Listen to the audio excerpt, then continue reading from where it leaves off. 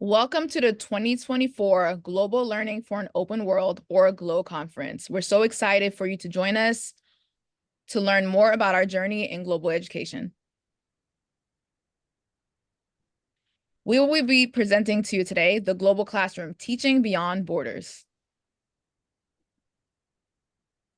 Before we get started, we would like to know more about you. Where are you in the world? Share your general location and role in education in the chat. Please also join us for an engaging activity on Padlet. Meet your presenters, the 2024 NEAF Global Learning Fellows from Maryland. Mirita Valdez-Brandner, Dave Eisenberg, and me, Salimatu Crystal Widrago, were pictured here at the Arenal volcano in La Fortuna, Costa Rica. Here is another picture of our wonderful cohort that we got to learn with in Costa Rica, in addition to a year-long learning experience.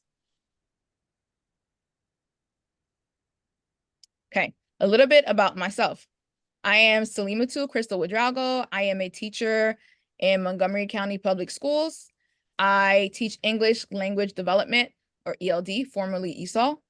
I am the Minority Scholars Program and Global Citizens Club sponsor at my school. I'm a Teachers for Global Classrooms Fellow with Fulbright, Fund for Teachers Fellow, and a returned Peace Corps TEFL volunteer.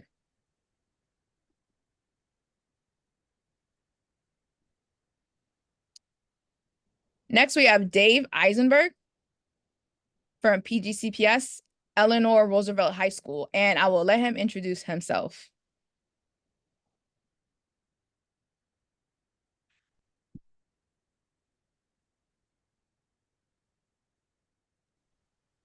Hi, I'm Dave Eisenberg, and I'm an engineering teacher at Eleanor Roosevelt High School in Greenbelt, Maryland. In addition to my NEA Global Learning Fellowship, I have also participated as a Polar STEAM Fellow and a Teachers for Global Classrooms Fellow. And now we have Myrta. Hi, everyone. Mirta Valdez-Brandner coming to you from Maryland. I am a world language Spanish teacher, usually Spanish 3 to AP. I'm a member of the Caroline County Educators Association. I was their Teacher of the Year in 22-23 and the Maryland Language Educator of the Year 23-24. I was also an NEA Global Learning Fellow with Dave and Crystal in Costa Rica this past summer.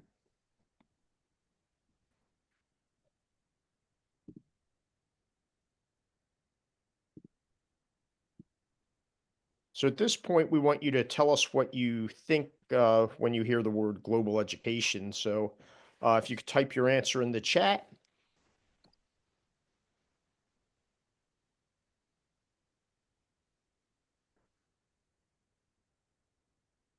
Okay, and these are previous word clouds that we've generated from other conferences that we've done. As you could see, diversity, understanding are big ones. Teach anywhere, multicultural, expanding horizons.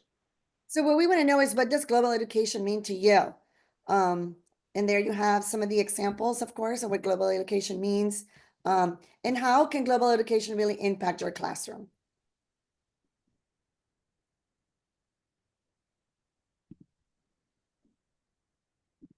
And why global education? First of all, it promotes understanding and tolerance. It really helps a student in your classroom to have a deeper understanding involving different cultures, perspectives, and tradition. And it really helps to really break down those stereotypes and those prejudice, promoting intolerance and tolerance in your classroom and empathy. And our students need that so much today. It really prepares your student for global challenges. You're going to hear how Dave has those amazing global challenges that he's done with Ghana and also with Guatemala, and also things that Crystal has done in her classroom. And we want to make sure that you are promoting solutions to problems. Think about global problems and act locally. That's the main thing about global education, especially for some of us who are in small areas where our students may not have, they're not able to be aware of what's going on in the world. You got to bring the world to them. It also helps students develop critical thinking, encourages learners to think critically about world events, understanding their complexity, and recognizes their interdependence of nations and peoples. And really, the most important, I think, for me is it really helps the students to grow. That personal grow for students to be able to be exposed to people, ideas, and places that are different from them is so important. And also to bring those global issues into our classroom and have them inform and how would they act once they one day they will be the people who will be really in charge of our world is so important for this education for them.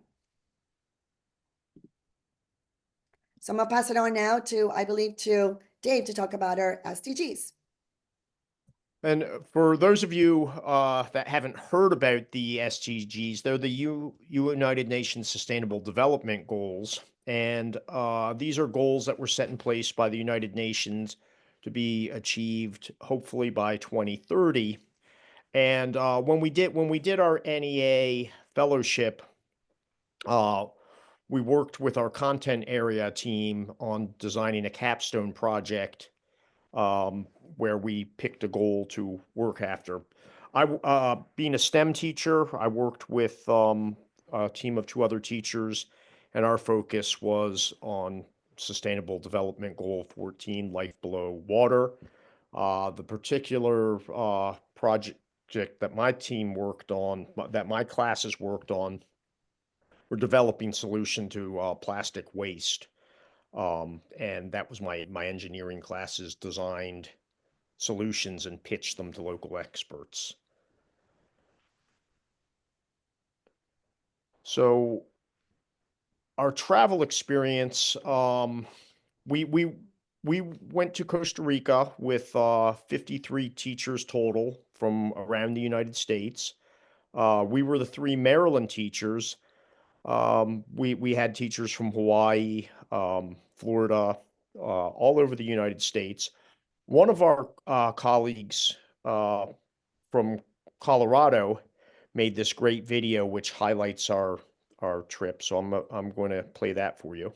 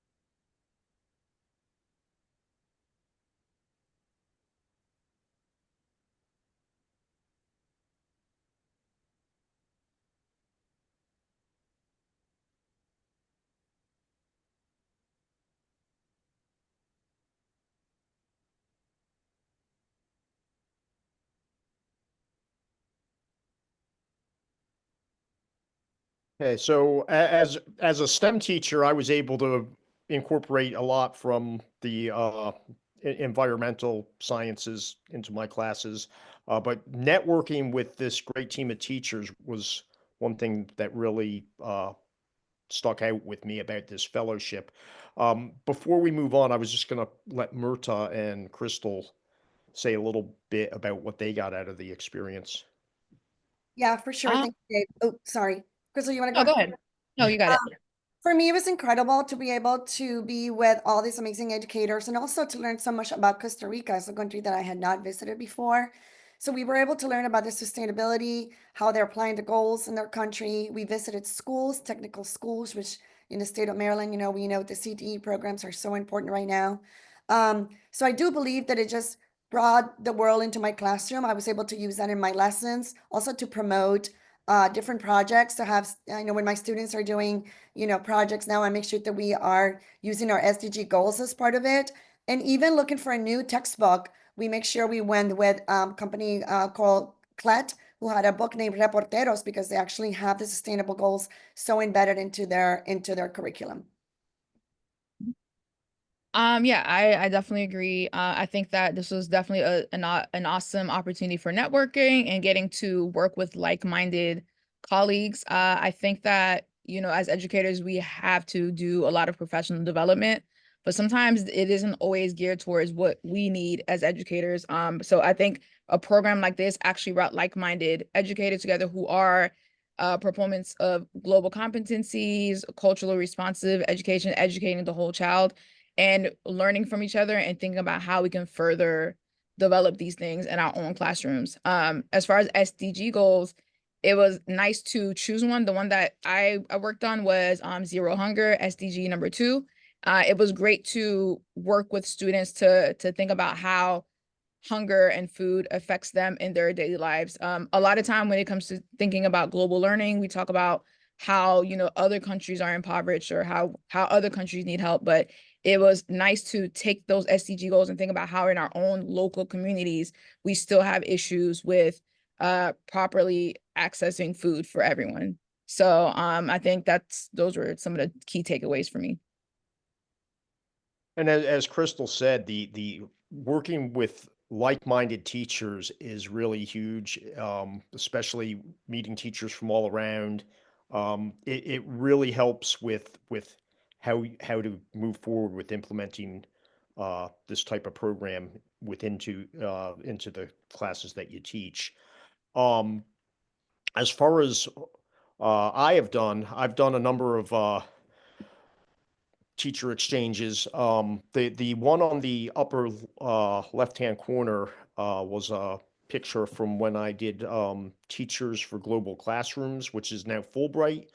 Uh, I did it in 2018 when IREX was in charge of that fellowship, and I did my field work in Colombia, and there I am with some of the Colombian students while we were visiting schools. The one in the bottom left-hand corner is another IREX program that I just got done working on. This one was the IREX World Smarts Changemakers program, and what I am what I did was I worked after school with a team of ninth graders, and we collaborated with a school in Guatemala, and they were working on Sustainable Development Goals 3 and 7, which are health and well-being and sustainable cities. And so they had to identify a problem, and my students and the Guatemalan students began to talk about trash collection, and it turned into plastic waste. And I did not steer them to this. The students chose this one on their own.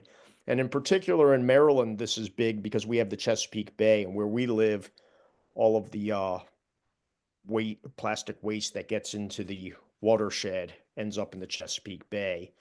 And if you're in Western Maryland, it then gets into the Gulf of Mexico. And in Guatemala, it's either in the Pacific Ocean or the Gulf of Mexico. So What my students are working towards now is, after identifying the problem, their solution is to implement an action plan to bring awareness about the problem. So they are now working on developing their awareness campaign, which will involve a cleanup and an Earth Day celebration, in which we have guest speakers. Picture in the middle is of me at the Teacher Global Dialogue, which is hosted by the State Department, which is another conference where you could learn a lot about more of these programs. And then the two pictures off on the right, that's the curriculum I teach. That's E4USA, Engineering for Us All. And the top one, I'm working with a teacher in DC, and we were down in the Virgin Islands working with one of the teachers down there. The bottom one, the teacher from DC and I were working with some some teachers from Ghana, because we've implemented the program there. So those of you that are interested in doing anything with engineering, that's the curriculum I teach. All right.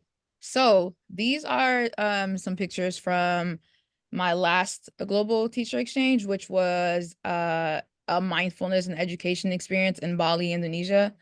I was funded through Fund for Teachers, and I was able to spend some time going to different types of schools and learning from not only educators, but also health practitioners, which is important for developing lessons and goals for students in the classroom. Here I am at the Green School, which is a world-renowned school on climate and environment.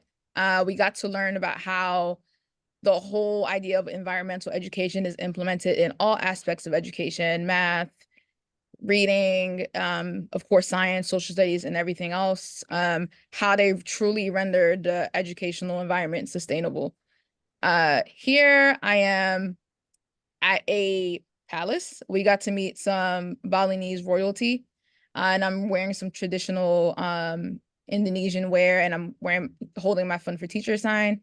Here I am with the princess and king, and over here I am with some preschool staff and my colleagues that I went on the teacher exchange with. We were able to learn how sustainable living is implemented in schools from an early start. So at the young age of kindergarten and preschool, the students were already learning how to plant and grow, how to better treat the environment, and all of that was also implemented in all aspects of schooling.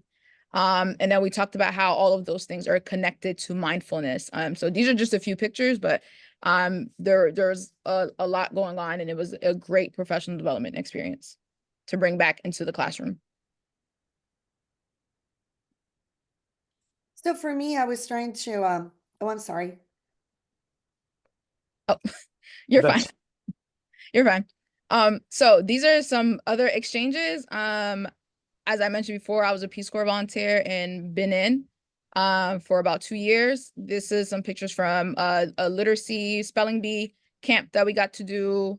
Brought some students from all over the country to work on English language development. Here is a picture of me in Costa Rica, which is what brought me and my wonderful colleagues together. Dave actually took this picture of me with the giant SDG blocks, which were amazing to find. We've been trying to find them ever since, to put them in our classrooms. And then here, these are some pictures of me on my TGC Fulbright experience, which Dave also got to do. I went to Morocco, and this is my co-teacher. I had an amazing time teaching multiple lessons in multiple schools, English lessons, and it was a great way to see how language immersion or language learning happens in other parts of the world. It was an amazing experience, and I'm still in contact with my co-teacher to this day. Now it's my turn. I was so excited that I got ahead of myself.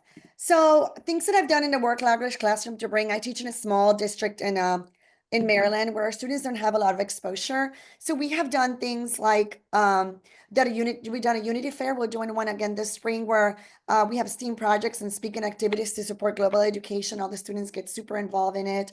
We do it after school. We also do this with the Mix It Up day that they are, and there is a lesson there that you can follow. So I've had students build different things, including after coming back from Costa Rica, we actually started talking about an ox cart. Actually, the students actually got to build one. You can see that in the bottom, sort of left, towards the left of the screen. And that is a great one because it just gets a student to do hands-on with learning as we go. So just because I teach the language doesn't mean we're all just going to use, paper and pencil. We're going to make sure that our students are involved doing different things. And here's some of the ones that I did. So as an engineering teacher, it really gives me an advantage to how to incorporate this. As Myrta said earlier on, you want to think local, think global, act local. And so I've been teaching. I've been a teacher for 28 years. And the last 10 years, I've been an engineering teacher. I started off as a science teacher, but when I started my engineering, uh, teaching engineering, I had an opportunity to work in the IREX World Smart STEM Challenge, and this was 2016, 2017. And I had a team of 8 sophomores and juniors, and they were teamed up with a school in Ghana. And this is them on the upper left-hand corner. Uh, they had to they had to identify an engineer.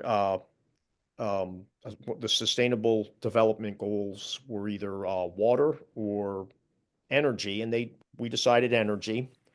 And they worked with the Ghanaian school, and they developed an earth battery uh, because Ghana has something called doomsday, which is rolling blackouts, and so they wanted to allow their teammates to be able to study during these blackouts. And uh, that we were pretty successful with the Earth battery, and we were able to read from in a completely dark room because we were able to light enough LEDs, and they ended up winning the grand prize. So this was the upper left-hand corner. Um, that got me really excited about this type of thing, and that was actually why I ended up applying for the Teachers Global Classrooms. Um, in the center, top center, IREX did a Global Solution STEM Challenge, and this was just after the pandemic. You could see we're mapped up or we're masked up there. And we worked with a school in Chicago. So it was different location, but it was still in the United States. But we worked via Zoom, and we developed a sensor to detect carbon dioxide. Um, the upper right-hand corner is from my Polar STEAM Fellowship. This is an opportunity. You can do this at any level, secondary or primary school, and it is STEAM. So the A in there, they want art teachers, but really anybody could apply to this STEAM fellowship. And what they do is they'll pair you up with a partner, and you will the partner I got paired up with was a professor, a physics professor in physicist in Washington State, and he was working on an ice melt probe in the Greenland ice sheet. And so he worked with my students, and we did this virtually to develop a scale model ice melt probe and collect data. Um, and the students really love this. In addition to having the virtual exchange, they also have actual exchanges where you could either go to the Arctic or Antarctic. So if you're interested in going to some of the polar regions, is a great one to apply to. Down on the bottom right-hand corner is a float your boat. Um, This challenge is really great for any level. You could do elementary, but what they do is you decorate boats, and then they deploy them in the Arctic, and they have sensors on them, so you can read data about ocean temperatures, location. So you could scale this up to get some really good data analysis for high school levels, or you could scale it to meet the needs of elementary schools. Bottom left-hand corner, that's the World Smarts Changemakers program, where my students partnered up with a school in Guatemala. So one thing the pandemic taught us is that if you're not able to travel, you could still do these challenges virtually. All of them, except for the World Smart, all of these took place virtually. The World Smart STEM Challenge was pre-pandemic, but the Ghanaians did get to come over. The top three groups, the Ghanaians came over, and that was life-changing. Of my students now who were in that challenge, uh, most of them are working as engineers now, so that was a great experience. One Yeah, of the other I wanted to add, Dave, to that, that right now, the challenge for Guatemala is open. So in a later slide, you're going to see the link, but that's a really good one in case that you are educator, grades 6 to 8, right? 6 to 9. You're able to apply for that challenge right now. Okay, and that one, that may be just for the DC, Maryland area. Sometimes they're regional, sometimes they do. So I do believe DC, Maryland, Virginia area. I apologize. Yeah, but it's available if you're in that area. one of the other things we do, my school has we have a Japanese teacher, and for 35 years we've had a sister school in Japan. So we do exchange programs where the Japanese students come over and they partner up with a student, and so we have a host student host them, and then at the end of the year we send a contingent of our students over to Japan, and they get to experience the Japanese culture or participate in their science fair. I got involved because several years ago our Japanese teacher asked me if I would host a Japanese teacher, and I did, and it was an amazing experience. Um, and since then, I've been hosting teachers every time we had this. I then started just saying I'll host both teachers. So uh, this picture was taken in 2019, and that was the last year we had done this exchange because of the pandemic. That's everybody who went on the trip, with the exception of me, because I took the picture. We're at Mount Fuji. Um, but we did get the chance to start this up last year. The Japanese came over and visited us, and we'll be going there in June. I get to go again. And two of my 10th graders are really excited because they applied to go and they got selected. This is a program that is school run, and the way it's paid for, the students have to raise money, so they pay for their trip. So we do a lot of fundraising for that. Um, but I'm going to play a brief clip. Here are some of my students from the 2019. They went over, they participated in the science fair. So the main reason why I think this type of educational exchange are important is because you actually see the real life in another country, in a very, very different country, especially with like one we're visiting this Institute of Technology. It really shows you like the real life. It doesn't show you the tourist part. It shows you like where real students are studying or working hard for their dream, their studies. And this is where you actually experience the people, the culture, not just like the tourists people up in the mountains. Those are fun. Those are absolutely fun. But I feel like personally, I'm learning more from these educational opportunities. and exchanging with other cultures and people that you're not used to interacting with on a daily basis is important because it exposes you to different mindsets and different viewpoints. And often when there's different viewpoints on a problem or on a task that needs to be solved, the answer is reached more quickly than if people with the same mindset are trying to solve the problem. So I believe that cultural exchange and exchanging ideas across culturally and across the world is very important. An exchange is really useful because it immerses you in foreign culture in a way that you just can't replicate in a traditional classroom setting. It's very eye-opening. It's a wonderful experience that I never remember the rest of my life. Coming here is just such a good experience because you get to explore the world a lot more. Like I already want to travel a lot, but coming here, like you just learn so many different things that are different from things back at home, and I think that's so interesting. And I feel like even though you come here to learn about another country, you end up learning like a little bit more about yourselves, about the things that you want to do, the things that you want to find.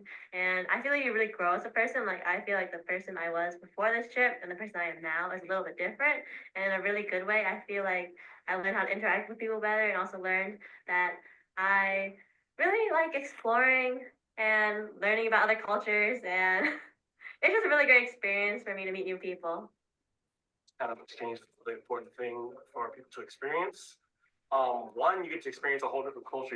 You're in a whole different environment than an environment that you're used to. So you get to adjust and learning more about something that you usually wouldn't experience from day to day. Two, it's a good bonding experience between classmates. Like the people that I've joining this delegation, I feel like I've become closer with as friends and as classmates and schoolmates working together in this whole new environment. And three is for the worldwide experience. You know, the world is, we live in a global world nowadays. So learning cooperation and communication between people who aren't like you, speak a whole different language from you, is really crucial in becoming an overall global citizen. So the main reason why I think this type of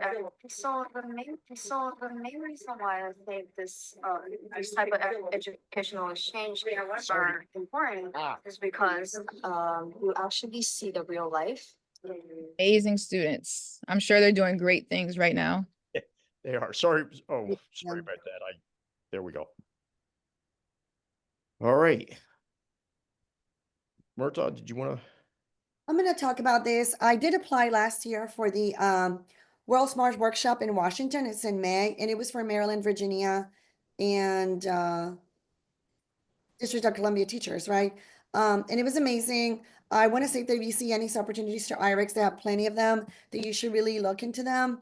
And that's how I was able to learn and implement a lot of this into my classroom and my lessons. So there you have the information. It's also information for the STEM workshops and the World Smarts competition. So visit the website, get yourself, involved, and see how you can apply, or you can just be a part. They also present a lot of information that is helpful to your classrooms as an educator about, thinking globally and acting locally.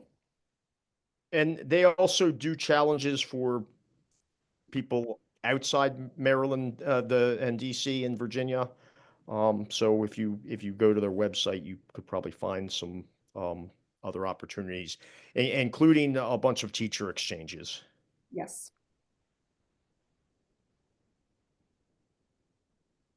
All right. So if you have a moment, please use your device to access this resource page that was created.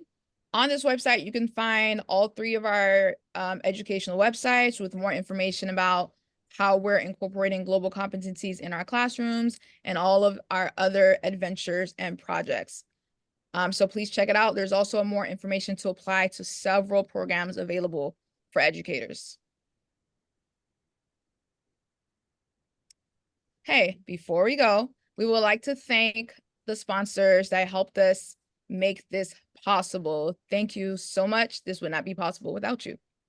Muchísimas gracias. Merci beaucoup. All right.